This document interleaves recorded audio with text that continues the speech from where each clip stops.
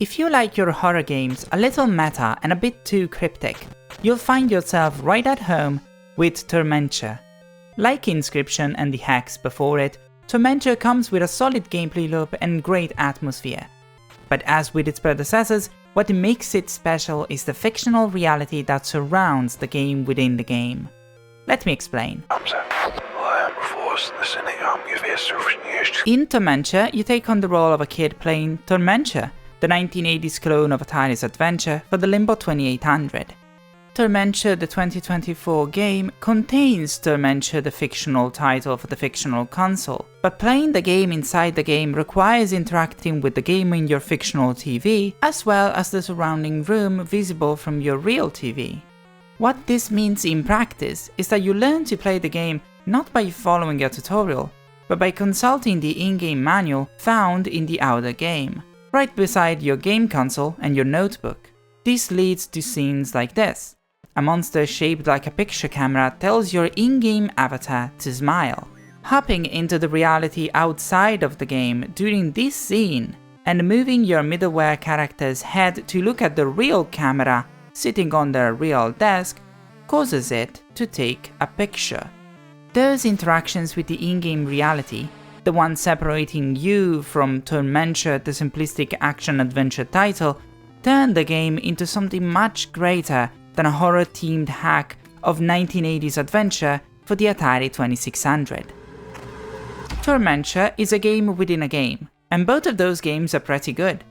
The inner layer, the adventure clone, is so smooth and satisfying on its own that it makes me want to go back to the original adventure, but I know that game won't be as good as I hope, which only highlights how much work it must have taken to make Tormenture shine. You only have two actions: move and drop item. You pick up items simply by coming in contact with them, and can drag them along until they're discarded. Using an item is a question of making contact with what you want to use them on.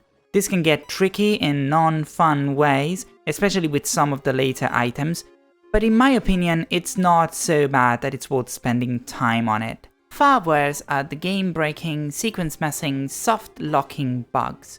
Whether they cause you to reconsider the correct solution to a puzzle or make a boss unbeatable until you reboot the game, these bugs drag all of the fun out of the game. And since Tormenture plays a lot with fake glitches, bugs, and console reboots, it might take you a while to figure out that something has gone wrong. If you're especially unlucky, you might have to restart your whole playthrough. Key items sometimes disappear into thin air and don't respawn even after a complete reboot. Back up your saves, just in case. The out of the game part of the game is not as deep as I would have liked it, but it's still the next best thing after Inscription. If you like this sort of ARG-light games, you'll like what's in here. What's with this sequence of colors in this room? There might be a code for your toy phone. Who's got a big smile but no mustache? Better check with your Guess Who board. Found your dark reflection in a strangely detailed mirror in the game? That means someone's looking at you from behind. Just look behind your back. What is it? You don't want to see? Are you afraid of who it might be? I think you already know who it is. It's demons! It's always demons. Except in Inscription, where it's Hitler's desecrated corpse, except no, it's actually demons.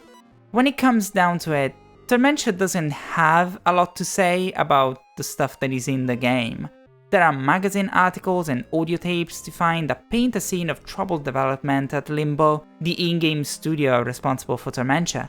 All the developers disappeared mysteriously right after the release of the game, and there are just as many of them as there are bosses in the game, with just enough thematic connection between them to make your own conclusions feel valid, but that's it.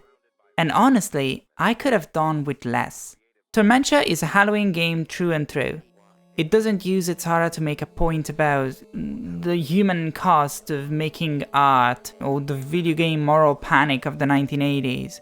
Those things are in Tormenture, but the game treats them like Resident Evil treats bioterrorism. It's weird and scary, and it's here.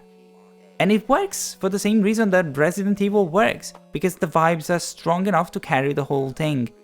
I did feel a little empty after finishing the game, even if it had started dragging in the ramp up to the finale. I wasn't happy with the game and glad it was over. I was just done with it. That it happened at about the same time as the game's ending, that was pure coincidence. I guess that's inevitable when your narrative throughline is so weak. There isn't much to grab onto except what's happening on the screen right now. Nothing to look forward to except the puzzle I'm going to solve now that I've found the key.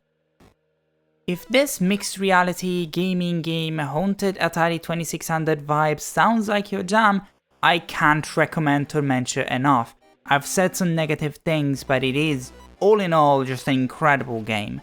It's currently on sale and should be when this video comes out too. But it's pretty cheap regardless, and it's made by a small, tiny studio that just did not get the coverage it deserved.